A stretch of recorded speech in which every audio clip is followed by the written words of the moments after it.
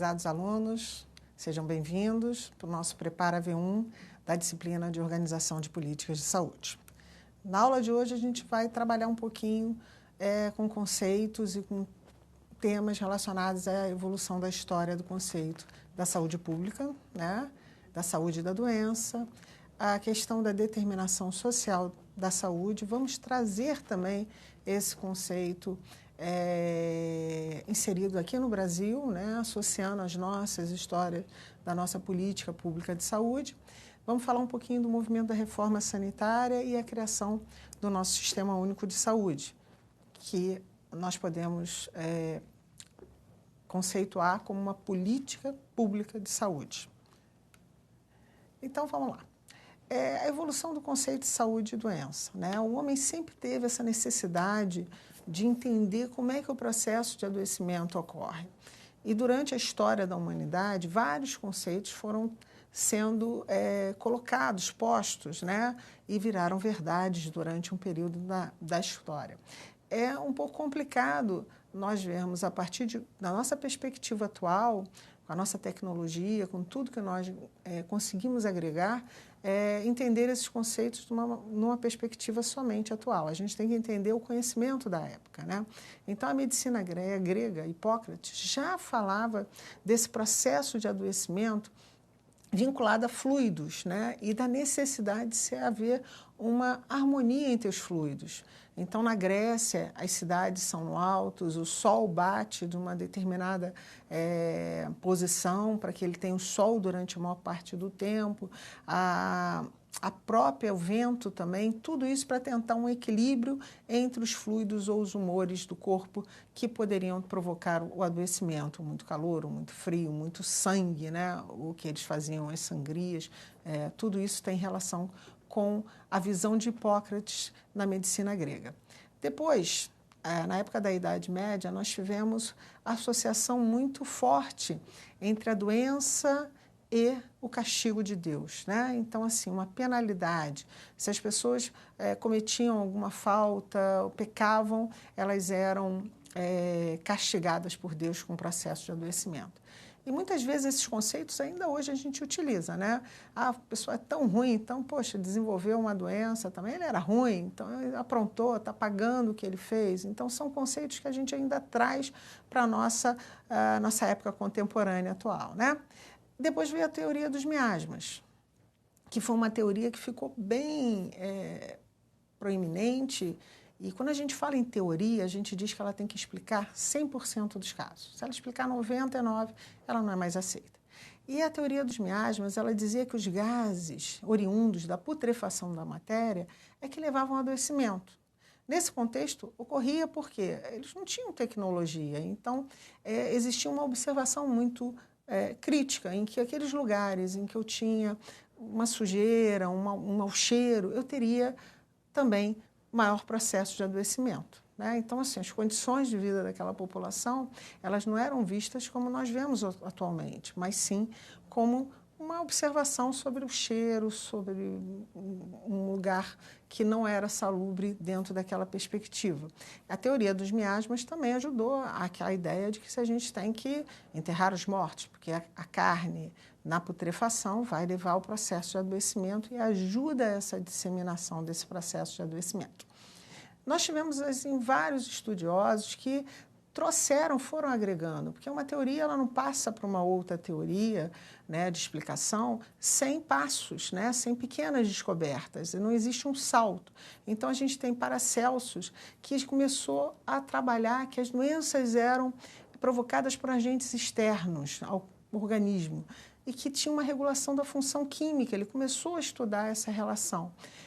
Depois a gente teve Descartes, que veio o dualismo entre a mente e o corpo, a relação entre a mente e o corpo no processo de adoecimento, e que o corpo funciona como uma máquina.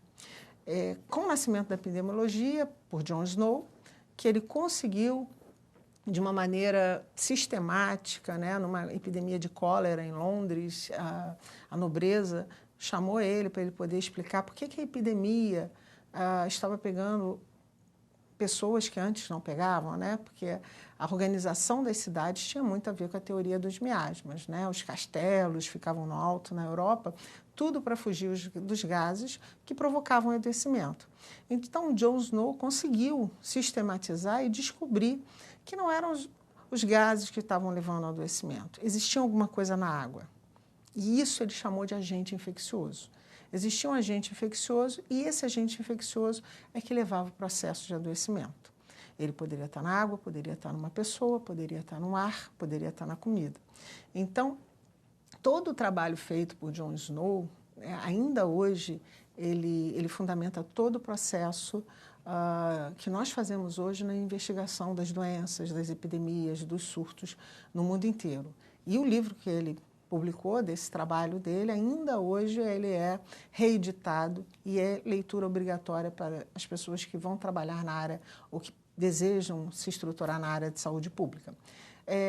Com John Snow veio também Pasteur, que começou a utilizar o microscópio e começou a identificar vários agentes infecciosos. Então, Pasteur e Koch, Alemanha e França começaram a identificar os agentes infecciosos da grande maioria das doenças. Então, foi uma época de grandes descobertas. A gente tem o bacilo de Koch, que causa tuberculose, foi descoberta nessa época. É claro que aí mudou a perspectiva. Como eu não tinha como tratar as doenças, o principal foco dessa teoria estava centrada na retirada do agente infeccioso. Então, se a população vivia em condições insalubres, não era problema, desde que eu retirasse o agente infeccioso. E aí, a natureza tinha muitos agentes infecciosos. Então, é importante que eu coloque a natureza bem longe das pessoas, porque eu estaria prevenindo essas questões vinculadas ao agente infeccioso. Evoluindo um pouquinho, a gente chega no século XX, foi um século de grandes descobertas, é um século em que a gente tem o conceito de saúde e doença, que até então estava muito vinculado à questão do adoecimento. Ou você tem saúde, e aí é porque você não tem doença, né? E a doença, inclusive nessa teoria, estava muito mais relacionada com o óbito. A partir da Segunda Grande Guerra Mundial, a gente teve aí a criação da Organização das Nações Unidas, que fundamentaram também, posteriormente, a criação da Organização Mundial de Saúde. Com a descoberta da penicilina, com a descoberta de processos de adoecimento e melhoria da estruturação das cidades, né, algumas coisas que foram agregadas até na questão da guerra, permitiu-se que a gente entendesse o processo de adoecimento como uma forma um pouquinho diferente, vendo que a doença ela teria possibilidade de cura, o que antes não existia. Então, foi criada uma nova teoria, que é a teoria da história natural da doença, que falava que a doença ocorria de uma forma natural e que ela era um desequilíbrio entre o homem, entre o hospedeiro e entre o ambiente. Essa teoria, junto com a do processo infeccioso, elas tinham uma visão unicausal do processo de adoecimento. Cada processo tinha sua própria causa, que eu poderia identificar. Né? Com a criação, depois da Organização Mundial de Saúde, veio a Declaração Universal dos Direitos Humanos, muito centrada na questão da guerra, né?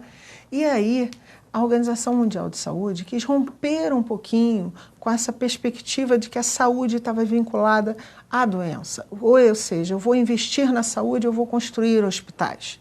Ora, ninguém está saudável e diz assim, hoje eu vou lá no hospital para eu poder, porque eu estou bem, né? Então, assim, quando você constrói hospitais é porque seus processos anteriores falharam, então você precisa, muitas vezes, tratar o adoecimento. Então, a Organização Mundial de Saúde quis romper com essa questão. E ela trouxe um conceito de saúde que muitas vezes as pessoas o definem como um conceito sonhador, um conceito utópico, que não é.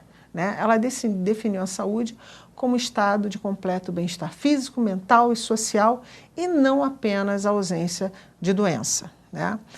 Então, ele vem a biologia humana, o meio ambiente, o estilo de vida e a organização da assistência à saúde contribui.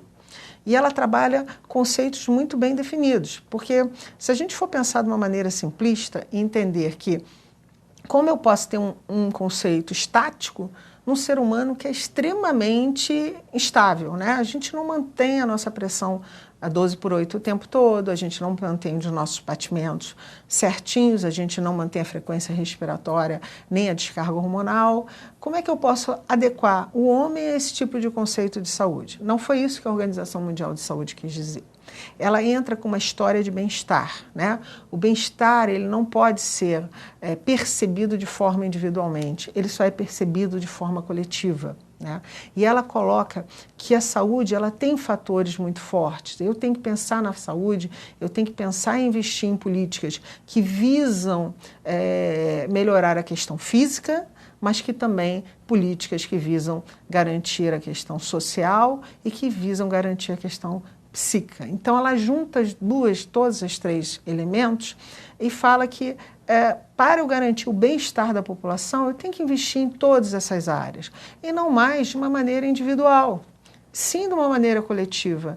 Ninguém pode estar no enterro dizendo assim, pô, tô feliz a beça, vou soltar fogos aqui, pô, que lugar legal. Não é assim, né? A gente tem uma relação com o ambiente que nos cerca. E a organização foi isso que ela trouxe para esse conceito de saúde, querendo quebrar um pouquinho a hegemonia de pensar a saúde somente como ausência de doenças, certo? Posteriormente, é claro que a evolução do conhecimento, a gente teve alguns elementos, algumas declarações importantes, algumas reuniões e conferências que viseram aprimorar essa questão. A Declaração de Alma-Ata foi uma delas, que começou a perceber essa questão social da saúde, que existia muitas iniquidades, que a gente chama de que são injustiças sociais. Ou seja, existiam populações que tinham condições de vida muito boas e que tinham possibilidade, melhor oportunidade de gozar esse mais completo bem-estar físico, mental e social. E existiam populações que estavam abaixo da linha da pobreza e que o país realmente elas não tinham nem a oportunidade de ter a saúde. Então, a ideia da Declaração de Alma-Ata, e vejam, foi em 1978, em plena Guerra Fria, ela uniu todos os países para fazer com que a gente diminuísse as desigualdades no mundo, que todo mundo, que o lema era saúde para todos até o ano 2000. Né? Vocês acham que eles conseguiram? Não sei, em que os países mais ricos eles iriam passar para os países mais pobres recursos para que pudessem todo mundo ter pelo menos um nível básico ali relacionado à saúde.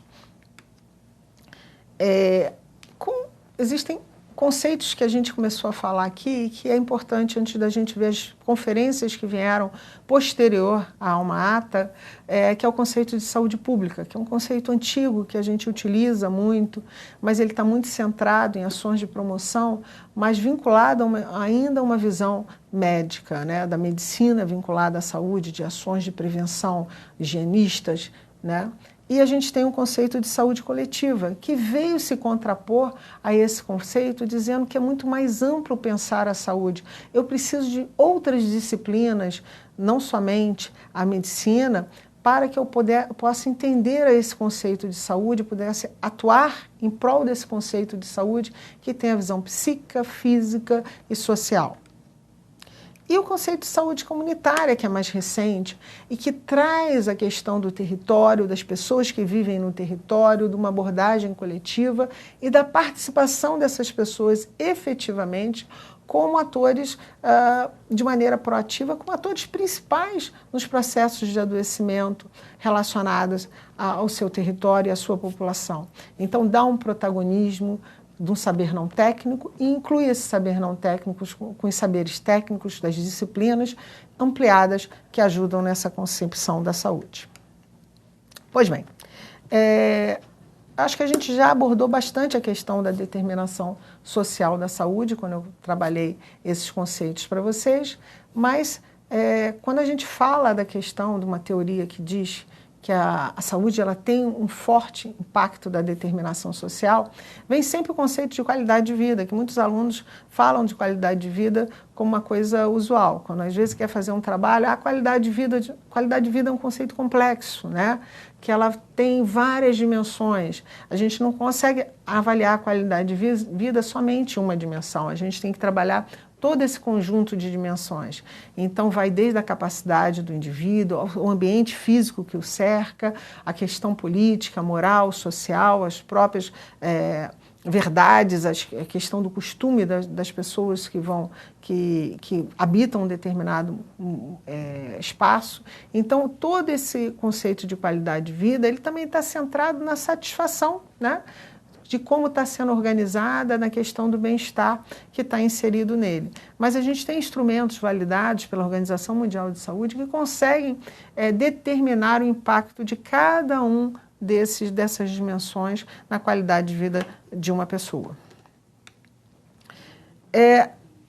Como eu falei para vocês, essa discussão sobre as questões iniciadas na Declaração de Alma-Ata, ela prosseguiu na nossa história. Como é que a gente pode diminuir um pouco do que a gente chama de iniquidades sociais, né? Então, a gente teve a Declaração de Alma-Ata, que começou a tratar desse repasse de dinheiro, começou a tratar também dos cuidados primários em saúde, da necessidade de eu prevenir, de eu conseguir evitar esse adoecimento, melhorando as condições de vida da população. Posteriormente, foi em 1986, houve a primeira Conferência Internacional de Cuidados Primários em Saúde, que trouxe como resultado, né, como documento final, a Carta de Ottawa. O que fez a Carta de Ottawa? Ela definiu a promoção de saúde. Por quê? Porque as pessoas têm muita confusão e muitas vezes trabalham promoção e prevenção de uma forma similar e não são, né? A gente tem níveis de atenção à saúde, que eu tenho o nível primário de atenção à saúde, que é o nível pré-adoecimento, antes do adoecimento. Esse nível primário, ele tem dois focos principais. Um são as ações de promoção de saúde, outras são as ações de prevenção de doenças. Mas qual é a diferença delas? Quando eu falo em prevenir adoecimento, eu estou falando que eu tenho um risco inerente àquele adoecimento ali e eu vou atuar em cima daquele risco.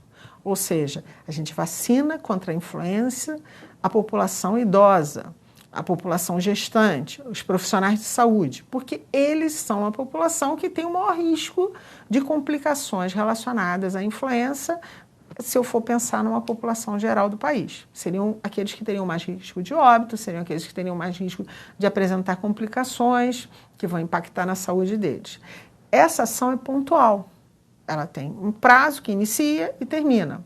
Quando eu falo em promoção de saúde, eu falo numa mudança de uma política de saúde, né? A promoção de saúde, ela perpassa pela capacitação, pelo empoderamento daquela população para lidar com as questões vinculadas à saúde, que aí vai desde a identificação dos riscos, a criação de mecanismos de enfrentamento àqueles riscos, uma participação ativa nesse contexto. Então, a promoção de saúde, ela tem início, mas ela não vai ter fim, né? Ela tem uma ação que iniciou, ela vai mudar a legislação, ela pode aplicar penalidades, né? E ela tem pré-requisitos. Então, eu não posso pensar em fazer ações de promoção de saúde se eu não tenho uma paz, se eu estou num ambiente de guerra. Eu não posso pensar em fazer ações de promoção de saúde se as pessoas não têm o que comer, né? Se as pessoas não têm moradia, não têm trabalho. Então, ela tem pré-requisitos que também são importantes no contexto da promoção de saúde. Então, essa capacitação, esse empoderamento da população, ela vai muito além da mudança do estilo de vida. Ela vai com a identificação relacionada ao problema e, a partir daí, a criação de estratégias. Exemplo de promoção de saúde, o combate ao tabagismo, ao fumo, né? Em que você tinha uma percepção da sociedade como o fumo como algo glamouroso, e hoje o fumo é um atributo negativo na pessoa, né? As pessoas que fumam, muitas vezes elas têm até dificuldade de arranjar emprego, porque não é permitido fumar em vários lugares, porque pode impactar na produtividade, porque ela tem que sair do seu posto de trabalho para fumar. Então, vários contextos hoje são colocados com o fumo num aspecto negativo, né? Então, a taxação, a proibição, entre outras ações de promoção de saúde, violência no trânsito também é uma ação de promoção de saúde. Então, essas ações visam um trabalho mais a longo prazo, que vai fazer com que a sociedade modifique a maneira como ela vê aquele objeto. Outra declaração, em 1988, a Adelaide, que trouxe a questão dos ambientes saudáveis, da gente modificar o ambiente, produzir o que a gente chama de cidades saudáveis, que são tão importantes, porque é onde se desenvolve a saúde. A saúde não se desenvolve dentro das unidades de saúde, a saúde se desenvolve dentro dos lugares onde as pessoas trabalham, onde as pessoas vivem, onde as pessoas se divertem. Esse é o ponto. E trazer isso, eu melhorando, não mais numa visão, vejam bem, individual da saúde, mas numa visão coletiva da saúde. Se eu melhorar o local, eu fatalmente vou estar melhorando as condições de saúde dessa população que está inserida dentro desse local. Então, a declaração de Adelaide, ela veio também com 4 áreas prioritárias, que foi a saúde da mulher, né? A questão, porque a saúde da mulher tem uma relação muito grande com a saúde da criança, alimentação e nutrição, uma alimentação saudável, dá impactos futuros em relação às doenças que vão se desenvolver, o tabaco e álcool, que a gente está vendo aí, que a gente já falou, e a criação de ambientes favoráveis, ambientes saudáveis. Esses são os pontos principais da declaração de Adelaide. Outras declarações de outras conferências, a declaração de Sundsvall em 1991 já enfatiza e inclui uma questão importante aí, a questão política, né? As decisões técnicas nem sempre são soberanas. Normalmente, as decisões técnicas elas são para subsidiar as decisões políticas e não garantem que seja tomada a decisão mais adequada. Então, a questão política, o envolvimento nas questões políticas mais amplas para fazer com que a gente consiga diminuir a degradação ambiental e atuar numa perspectiva de promover a saúde, além da questão do estilo de vida. Então, assim, quanto menos adoecimento eu tiver, menos eu vou gastar com ações curativas, certo? A Declaração de Jacarta, aí já temos em 1997, ela já vai trabalhar com o surgimento de novos determinantes da saúde, com destaque a questão da globalização, os mercados financeiros e a nossa degradação ambiental, que também continua forte, né? Declaração do México, a promoção de saúde rumo a maior equidade. E no México, a ideia era, vamos diminuir as iniquidades? Né? Porque iniquidades não são desigualdades. As desigualdades é inerente do nosso processo, né, político-econômico aqui. O capitalismo ele tem essa característica. Nunca vai ter igualdade no capitalismo e a gente percebeu até que em outras ideologias também tem quadros de desigualdade. Mas as injustiças sociais é que tem que ser combatidas, porque elas são muito mais do que desigualdades, né? Elas são iniquidades e essas injustiças a gente pode sim atuar de forma efetiva porque ela é inevitável, entendeu? Então, como eu atuar nessas injustiças sociais para poder favorecer o processo de saúde das pessoas? E aí entra a questão da determinação social da saúde. Os determinantes sociais da saúde, o Brasil criou até uma Comissão Nacional dos Determinantes Sociais da Saúde para poder discutir isso, ele perpassam diversos níveis, que têm uma complexidade que vão desde das características próprias do indivíduo até as redes sociais e comunitárias, onde ele está inserido numa visão mais micro, até ações e políticas que vão relacionadas à educação, o seu acesso à educação, o ambiente de trabalho, emprego, transporte, e vinculado às suas condições de vida e de trabalho, que influenciam diretamente no impacto na sua questão da saúde. E tudo isso permeado pelas condições socioeconômicas, culturais e ambientes gerais em no qual a vida vai se inserir. As condições de vida, todo esse processo, ele impacta diretamente nas escolhas e nas oportunidades da pessoa, né? Eu não posso exigir e dizer que essa pessoa é culpada por, de repente, por ela ter não fazer atividade física como deveria fazer, né? Preconizado pela Organização Mundial de Saúde, de repente 3 vezes, estou chutando, tá? 3 vezes por semana, uma atividade física de 1 hora. Se ela sai para trabalhar às 4, 5 horas da manhã, ela só consegue retornar a casa às 9, 10 horas da noite. Então, assim, as condições de vida também vão permear as nossas escolhas, que são o estilo de vida. E a determinação social da saúde vai trazer isso tudo, vai trazer a importância da educação. Como eu posso passar a orientação, fazer com que as pessoas possam identificar o risco, se por acaso elas nem conseguem entender aquilo que eu estou falando. Se a gente for trazer para o Brasil essa política de saúde, como é que foi a história das políticas de saúde no Brasil, a gente divide em algumas fases, né? O período colonial, imperial, era centrado na teoria dos miasmas. Haja visto a construção dos palácios, né? Uma preocupação com a nobreza que era importante na sociedade para evitar que os gases chegassem lá. Depois a gente teve o início da República, né? Nós tivemos uma característica de uma mudança também, né? Então, a teoria vigente aí era o agente infeccioso. E aí, agente infeccioso, o foco principal era a retirada do agente infeccioso.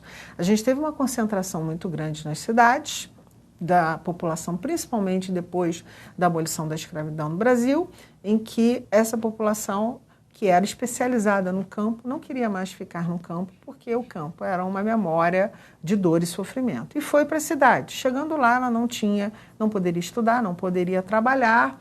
Junto com os imigrantes, eles ficaram em cortiços, em aglomerados, né? E em lugares com as ruas pequenas, o desenvolvimento das cidades. Existia uma concentração grande de agentes infecciosos, mas existia uma grande iniquidade já e social importante, né? O acesso o mínimo de serviços de saúde que a gente tinha nessa época era para a população que era importante economicamente, para a burguesia, né? Então, o hospital não era lugar de médicos, os hospitais eles estavam na mão das Santa Casas simplesmente para retirar essas pessoas e, quando adoeciam, colocar lá para que elas pudessem morrer.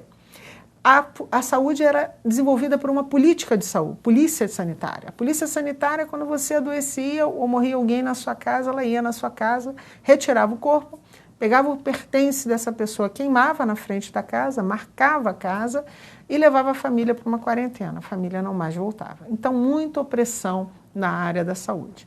Quando Oswaldo Cruz decidiu, né, junto com a Fundação Rockefeller, no esforço mundial de eliminação do vírus da varíola, ele instituiu a vacinação obrigatória contra a varíola.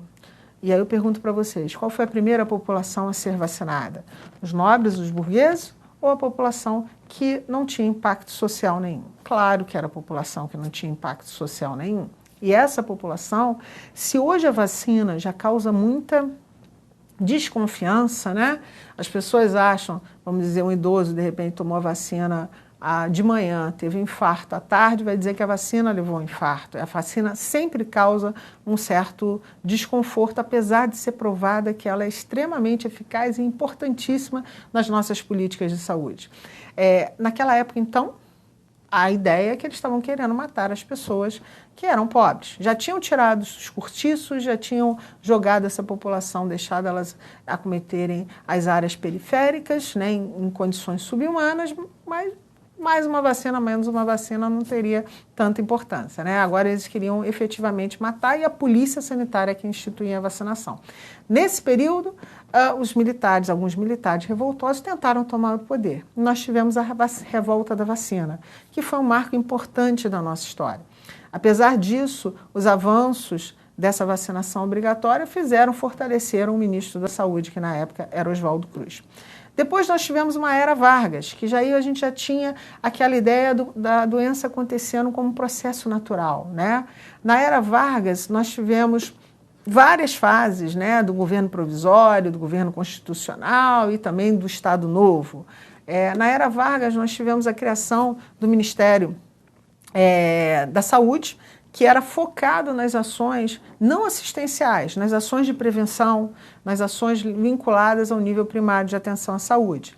E as ações relacionadas ao acometimento do adoecimento estavam centradas no Instituto, nos IAPAs, que proviam esse tipo de assistência médica, que começou lá em 1923 com as caixas de aposentadoria e pensão, a nossa previdência, né, que eram de cada empresa, passou para institutos em que você tinha um instituto de cada categoria, dos marítimos, dos comerciários, e o Vargas juntou tudo e juntou a questão de todos os institutos, todos os IAPs, junto com a questão da assistência médica e previdência social.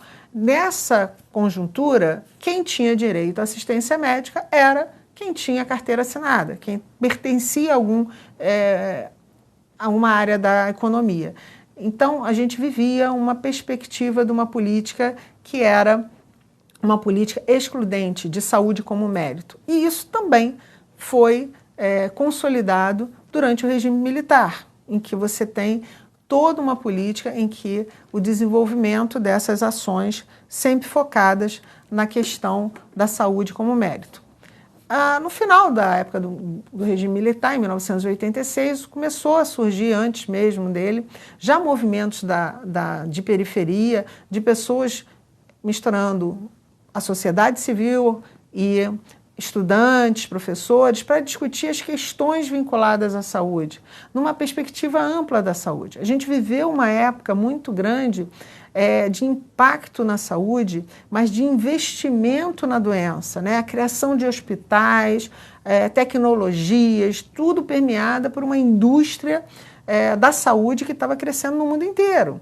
E que fez no Brasil um estrago grande a partir do momento que nós financiamos a grande maioria dos hospitais privados e que depois eles se credenciaram e, seguindo o modelo americano, resolveram apresentar esse serviço de maneira separada para empresas e para a sociedade.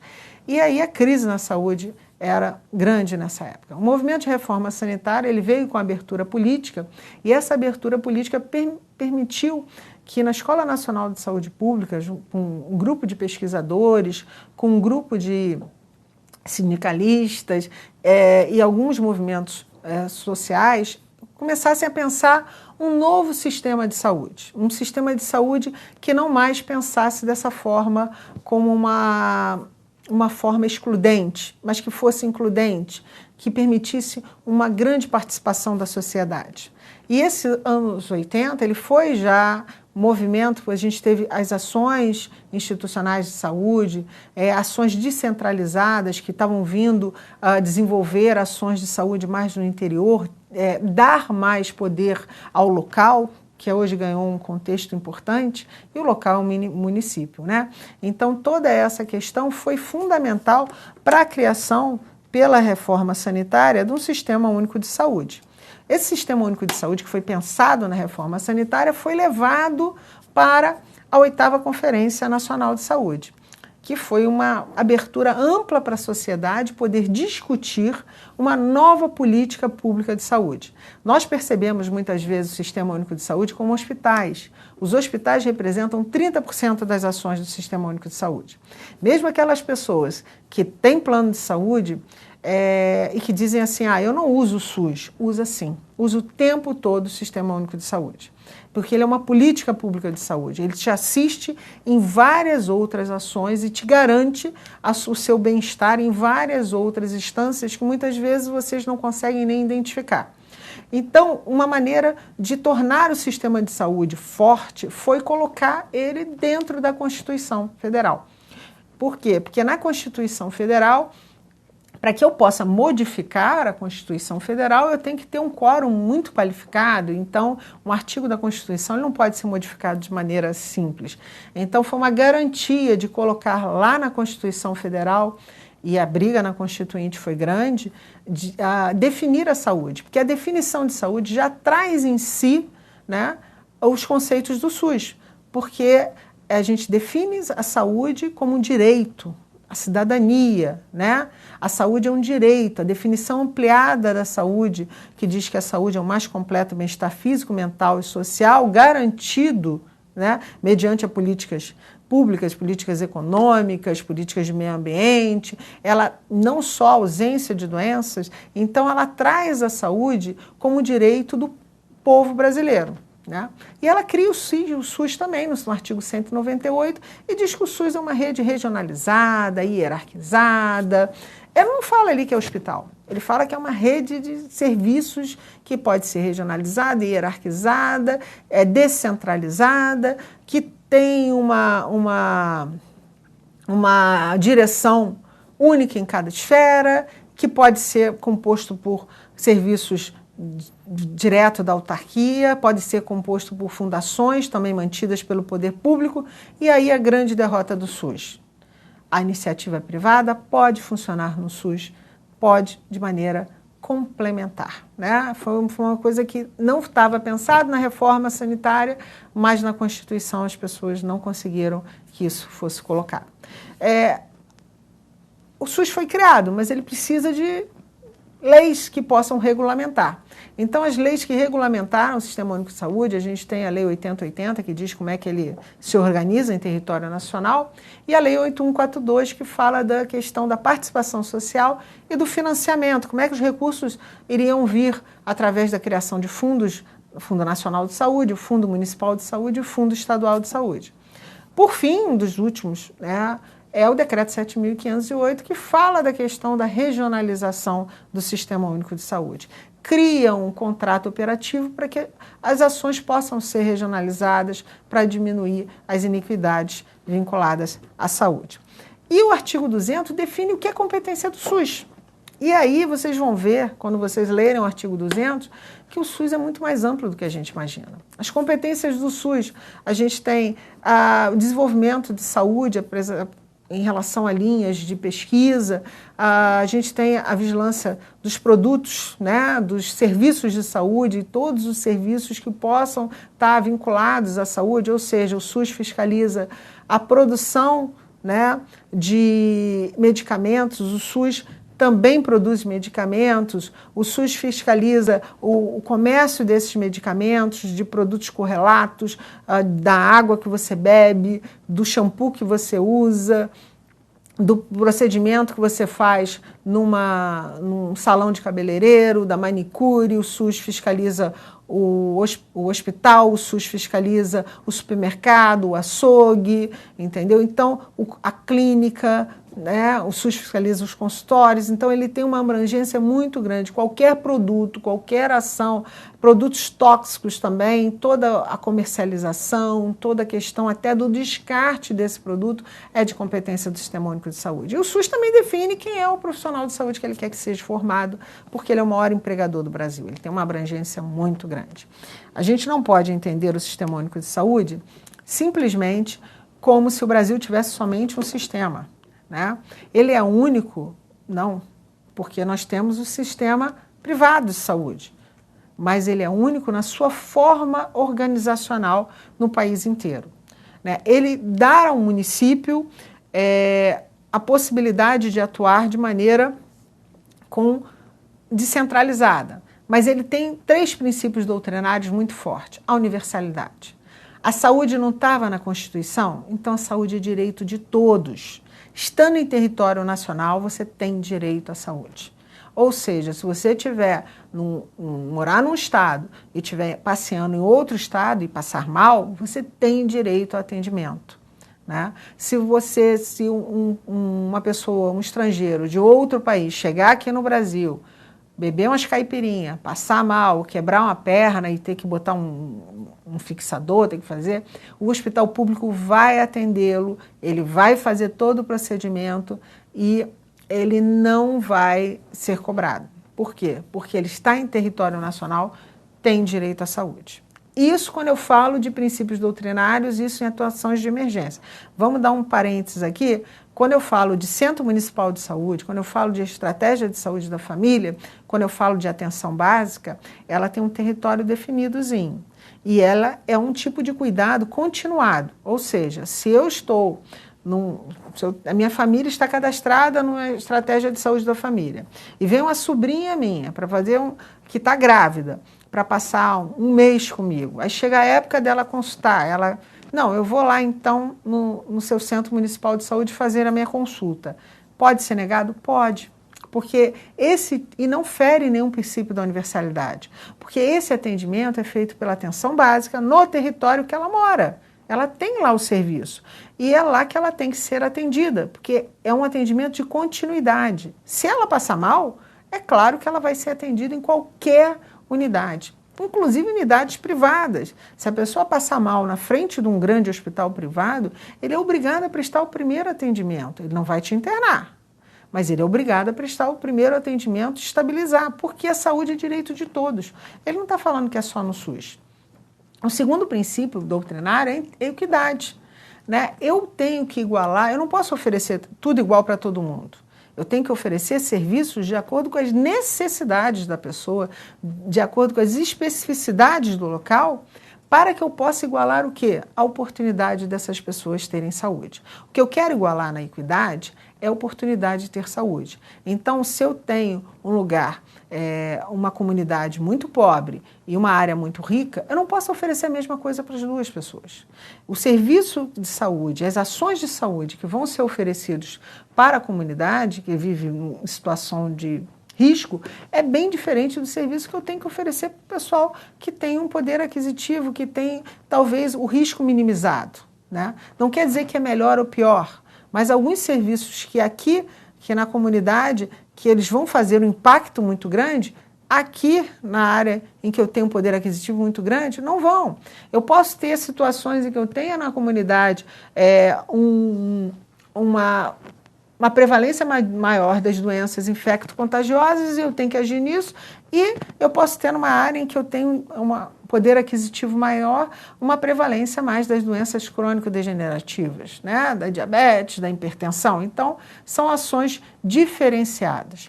E o terceiro princípio é a integralidade, todas as necessidades do cidadão.